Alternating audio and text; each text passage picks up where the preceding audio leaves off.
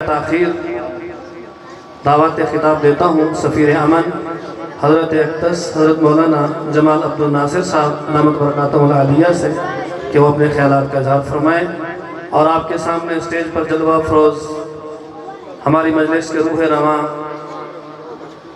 امیر شریعت رحمۃ اللہ تعالیٰ علیہ کے پوتے حضرت اقدس حضرت مولانا سید عطا اللہ شاہ ثالث بخاری دامت برکاتہم العالیہ تشریف لے آئے ہیں۔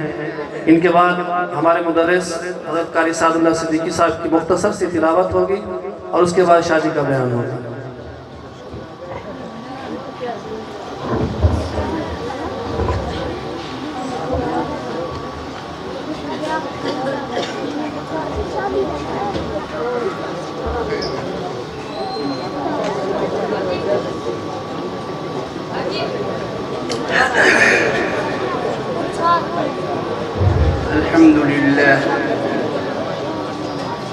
الحمد لله الذي هدانا لهذا وما كنا لنهتدي أن هدانا الله. أما بعد فأعوذ بالله من الشيطان الرجيم. بسم الله الرحمن الرحيم. ما كان محمد أبا أحد من رجالكم ولكن رسول الله وخاتم النبيين وكان الله بكل شيء عليما. يا أيها الذين آمنوا اذكروا الله ذكرا كثيرا وسبحوه بكرة وأصيلا. هو الذي يصلي عليكم وملائكته ليخرجكم من الظلمات إلى النور وكان بالمؤمنين رحيما. صدق الله العظيم. میں نے آپ سے بہت ساری باتیں کرنی تھی، لیکن صاحبزادہ حضرت شاہ صاحب تشریف لے آئے ہیں، اس لیے ان کے درمیان حائل نہیں ہوں گا، بڑی مختصر بات آپ سے کروں گا۔ سب سے پہلے تو میں جامعہ کے مدیر حضرت مولانا حفیظ الرحمن صاحب کو جامعہ فاروقیہ کا عظیم منصب سنبھالنے پر دل کی گہرائیوں سے مبارکباد پیش کرتا ہوں۔ میں بھی یہاں بیٹھ کر سوچ رہا تھا کہ ہم جیل میں بھی رہے اور مسلسل تحریکوں میں رہے، ہماری پشت جو ہے اتنی مضبوط ہوتی تھی کہ بہت مرتبہ شیخ الحدیث حضرت مولانا غلام رسول صاحب مرحوم و مغفور مجھے پیغام بھیجواتے تھے کہ اس وقت یہ حالات ہیں، ان پر یہ بات کرنی چاہیے۔ تو مولانا غلام محمد صاحب ہوتے تھے، مولانا عبد المالک ضیاء صاحب ہوتے تھے، مولانا محمد قاسم صاحب ہوتے تھے، میرے والد محترم مولانا قاری عبد المجید صاحب ہوتے تھے، مولانا قاری مزمل احمد نقشبندی صاحب ہوتے تھے۔ یہ حضرات یہ عمر میں کمزور تھے، لیکن ہم جیسے ناکارہ کو کارآمد بنانے کے لیے ان کی بات میں اتنی طاقت تھی جو ہمارے جسم میں بھی نہیں تھی۔ آج یہاں بیٹھ کر میں کافی میں چھوٹا سا عوامی آدمی ہوں، میرا ابھی ایک موٹر شوروم یونین کی ایک تقریب تھی، میں نے وہاں جانا تھا۔ میں نے ان کو یہاں بیٹھ کے میسج کیا ہے کہ آپ انتظار کر سکتے ہیں تو کریں، ورنہ جس مجلس میں بیٹھا ہوں یہ مجلس میرے اکابرین کے اس عظیم شجر طیبہ کی مجلس ہے جس کو میں نے بہت کچھ یہاں سے لیا ہے، اور آج میں مقروض ہوں اپنے اکابر کا کہ میں ان کے سامنے دست زانو بیٹھ کر ایک شاگرد کی حیثیت سے حاضر ہوں۔ ہمارا واسطہ انتظامیہ سے رہتا ہے، تو ہمیں عام طور پہ بھی مولانا اسٹیٹ سیکرٹری صاحب بھی فرما رہے تھے کہ ہمیں مولویوں کو کہتے ہیں کہ آپ نے سائنس نہیں پڑھی، آپ انجینئر نہیں بنے، آپ ڈاکٹر نہیں بنے، لیکن میں ان کو یہ بتانا چاہتا ہوں کہ ایک کام ہم نے آپ کے ذمہ لگایا تھا، ایک کام ہم نے اپنے ذمہ لیا تھا۔ ہم نے اپنے ذمہ لیا تھا کہ مدینے والا قرآن یہاں ہم پڑھیں گے بھی صحیح، اور اس مدینے والے قرآن کے نظام کو پاکستان پر نافذ کرنے کے لیے ہم قربانیاں دیں گے، اور ہم نے کر کے دکھایا ہے۔ آپ وضاحت کا وقت نہیں ہے، کر کے دکھایا ہے۔ لیکن میں آپ سے پوچھنا چاہتا ہوں کہ ہم نے گورنمنٹ کا 1 روپیہ نہیں لیا۔ میرے اکابر سید المومن مرحوم و مغفور سید المحیمن، اور میں بڑے حضرات کا نام لوں تو میں بہت چھوٹا ہوں، تو اس لیے میں ان حضرات کو جن کو میں نے دیکھا ہے، ان کی زندگی کو میں جب دیکھتا ہوں تو انہوں نے مجھے سبق دیا تھا کہ گورنمنٹ کے پیسے کو مدرسے پہ نہ لگانا، مدرسے سے برکت اٹھ جائے گی۔ تو ہم نے کوئی گورنمنٹ سے پیسہ نہیں لیا، ہم فقیروں کو، غریبوں کی زکوٰۃ، صدقات، عطیات لے کر طلباء کو، مدرسے کو ہم نے سنبھالا، اور آج ہم فخر سے کہہ سکتے ہیں جو نظام مدینہ سے آیا تھا وہی نظام جامعہ فاروقیہ سے آپ نے سنا ہے، وہی قرآن جو مدینے والا تھا۔ لیکن میں پوچھنا چاہتا ہوں آپ کے انجینئر، جو امریکہ کا انجینئر کا مقابلہ جس نے کرنا تھا وہ کر رہا ہے، جو فرانس کے ڈاکٹر کا مقابلہ کرنا تھا وہ کر رہا ہے۔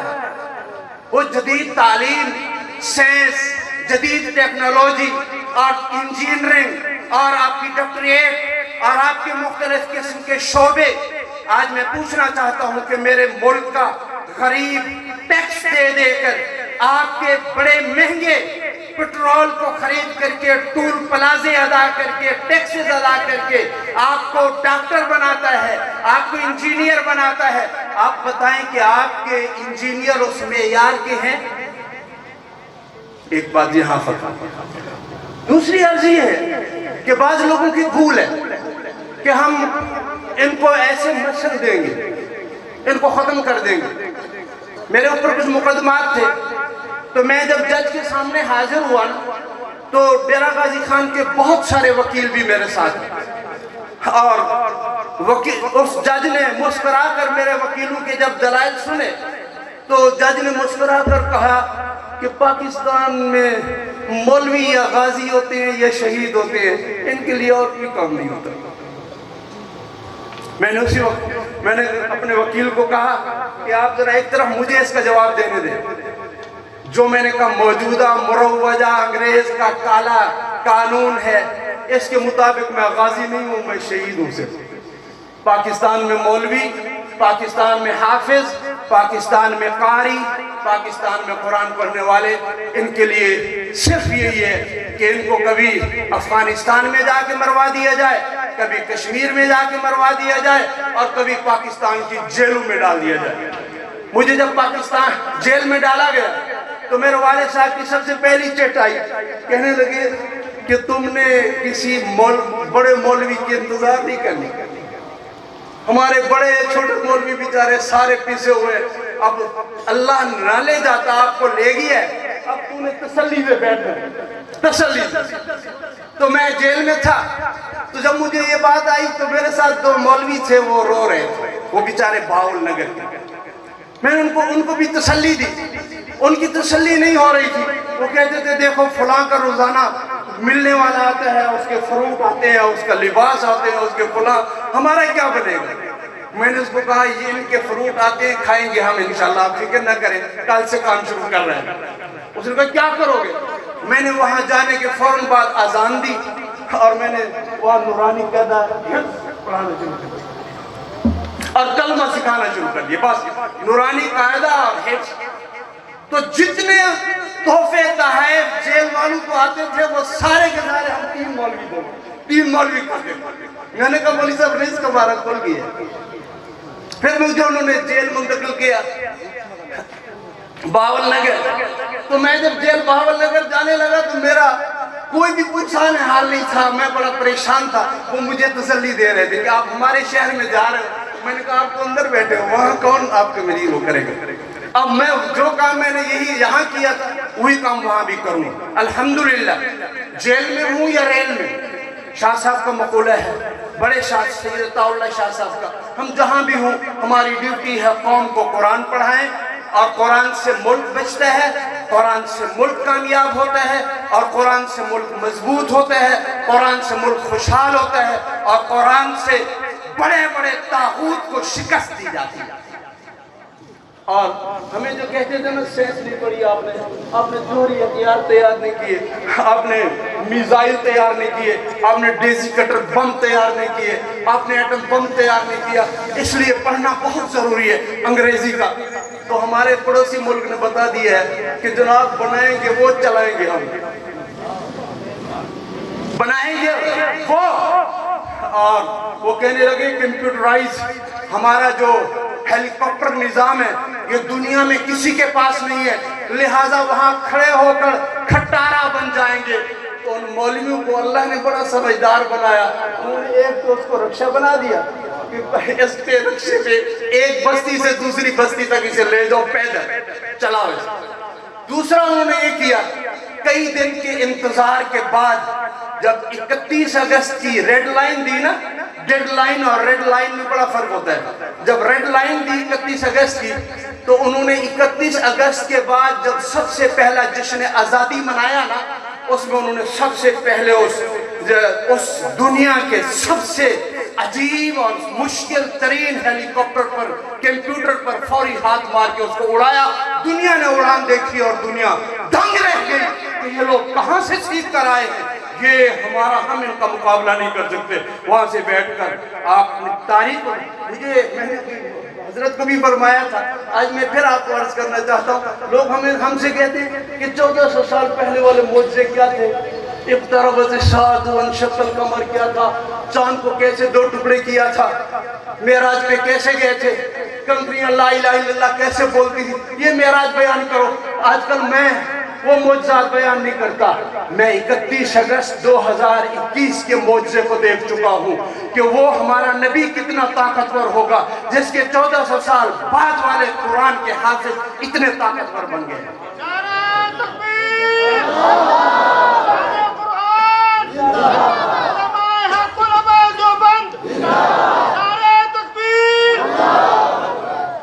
नहीं, हम शहर खामोशा में हैं मेरा ख्याल में। आवाज मौलाना सुबह से कह रहे हैं कि नारे का आवाज मुजाहिदों की तरह दे, और मुजाहिदों की तरह देने से 2 फायदे होते हैं, एक तो अंदर का शैतान जो है वो हट जाता है, दूसरा जो बाहर शैतान बैठा है वो डर जाता है। नारे तकबीर जुर्रत के साथ, नारे तकबीर, ताज व तख्त खत्म नबूवत। अब खत्म नबूवत पर तो हजरत शाह साहब बात करेंगे, मैं सिर्फ आखिर में चंद कलिमात कहकर इजाज़ में हायल नहीं होना चाहता। मेरा मिजाज नहीं है कि मैं इतने बड़े हजरात के सामने बातें करूं, लेकिन मैं इस मदरसे का मक़रूज़ हूँ कि वो अजीम हस्ती जो आज हम में नहीं है, जो इन्होंने इतना बड़ा गुलशन सजाया, जब उसकी ज़िंदगी को देखो तो ऐसे फ़कीर नज़र आते थे कि जे सुबह हो तो शाम का ना हो, लेकिन उन्होंने अपने बच्चों को भी वो तालीम दी, दुनिया को बताया कि जौहर देखना हो तो वो तालीम का जौहर देखो, तालीम का जौहर देखना हो तो वही का जौहर देखो, जौहर देखना हो तो शेख उल हदीस के बेटों को देखो। इनका माशाल्लाह इनकी तिलावत मुझे मौलाना आबिदुर रहमान साहब ने सुनाई, मुझे इंतहाई पूरे वसूख के साथ कहता हूँ कि मौलाना हफीजुर रहमान साहब अपने बाप के सही जानशीन हैं, और इनके बिरादरान जिस अंदाज में बैठकर अपने बाप के इस अजीम इदारे को आगे चलाने का आज़म कर चुके हैं, हम इंशाअल्लाह इनके दस्तो बाजू होंगे। रात को बुलाएं, दिन को बुलाएं, किसी मौके पर बुलाएं, तूफानों में बुलाएं, आंधी में बुलाएं, जिस हाल में भी इंशाअल्लाह हमें ये अपना दस्तो बाजू और अपना मुआविन पाएंगे। آپ بھی ہیں؟ آخری بات کر کے بات ختم کرتا ہوں کہ اس وقت ہمارے حالات یہ تھے کہ دنیا یہ سمجھ رہی تھی کہ پرویز مشرف آیا، اس نے صرف بچیوں کو، عورتوں پر بزدلانہ حملہ کر کے ان کو شہید کیا۔ اب عمران خان آ رہا ہے تو مدرسے والے مولوی سارے کے سارے یا شہید ہو جائیں گے یا جیل میں ہوں گے، لیکن ہمارے علماء دیوبند نے جس مضبوطی کے ساتھ چٹان بن کر اس موقع پر ناموس رسالت ملین مارچ کر کے پورے پاکستان میں یہ بتا دیا کہ سب کچھ برداشت ہو سکتا ہے، نبی کی توہین برداشت، اور مرزائی کو ہم مسلمان کہہ دیں، یہ ہو ہی نہیں سکتا۔ یہ بات ان کو سمجھانے کے لیے نا لاکھوں کے ملین مارچ کیے مولانا نے، لاکھوں کے ملین مارچ۔ ابھی سید کفیل بخاری شاہ صاحب بھی میرے وہاں سٹیج پر میرے ساتھ تھے، اور ختم نبوت کانفرنس جب ہوئی قلعہ کوہنہ قاسم باغ پر تو پوری دنیا کو اس نے ہلا کے رکھ دیا۔ ہم تو سمجھتے ہیں نا کہ آپ سمجھ رہے ہیں کہ میں جامعہ فاروقیہ کی حدود میں بات کر رہا ہوں، آپ کو پتہ نہیں ہے کہ اس وقت میری بات دنیا میں کہاں کہاں صرف سنی نہیں جا رہی، بلکہ اس کے پہ غور ہو رہا ہے کہ اس مولوی کو راضی کیسے رکھا جائے، اس مولوی کو فی الحال وقت دے کر کچھ اس کی مطالبات مان لیے جائیں اور پھر اس کے ساتھیوں کو ہٹا دیا جائے، آپس کا جوڑ، آپس کا اتحاد، ان میں تفریق ڈال دی جائے، اس کو کمزور کر کے پھر اسے دبوئیں گے اور ماریں گے۔ کیا آپ مولویوں کے ساتھ ہیں یا نہیں؟ مدرسے والوں کے ساتھ ہیں یا نہیں ہیں؟ ذرا زور سے۔ مجھے وہ آدمی نہیں چاہیے جو چاہتے ہیں کہ قیامت کے دن حشر شیخ الحدیث مولانا غلام رسول کے ساتھ ہو، ہمارا حشر علماء کے ساتھ ہو، ہمارا حشر مدرسے والوں کے ساتھ ہو، ہمارا حشر قرآن والوں کے ساتھ ہو۔ وہ بولیں کہ آپ علماء کے ساتھ ہیں یا نہیں ہیں؟ میری آخری گزارش ہے، تو میں تو سفیر ہوں امن کا، اور میرا پیغام امن یہ ہے کہ پاکستان کے حکمران اب انتہائی بدبودار راستے پہ چل نکلے ہیں، قوم نے ان کو مسترد کر دیا ہے، یہ فوری مستعفی ہو جائیں۔ ہمارا یہ جمہوری مطالبہ ہے، میرا یہ آئینی مطالبہ ہے، یہ میرا قانون کے پاکستان کے قانون کے مطابق میرا یہ مطالبہ ہے۔ اس کے لیے پی ڈی ایم کے سربراہ صدر پی ڈی ایم قائد جمعیت مولانا فضل الرحمان صاحب 31 اکتوبر کو انشاءاللہ سرزمین ڈیرہ غازی خان پر آئیں گے۔ آپ آؤ گے؟ آپ نے آنا نہیں، آپ میزبان ہیں، باہر سے لوگ آئیں گے، ہم میزبان ہیں، اور میزبان کا کام یہ یاد رکھیں اپنے ساتھ کھانا لے کر آئیں۔ میں جب دار و جبہ پشاور گیا، جب میں پشاور کی عالمی کانفرنس میں گیا تو مجھے وہاں کے پٹھانوں نے اپنے گھروں کا بنایا ہوا کھانا کھلایا۔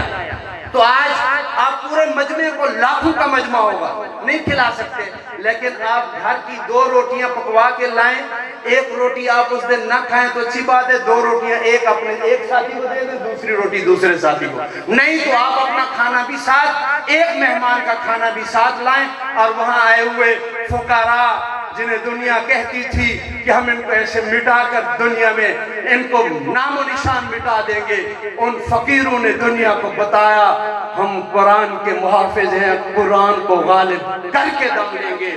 واللہ غالب علی امری ولكن اکثر الناس لا يعلمون۔ صدق اللہ العظیم، وآخر دعوانا ان الحمد للہ رب العالمین۔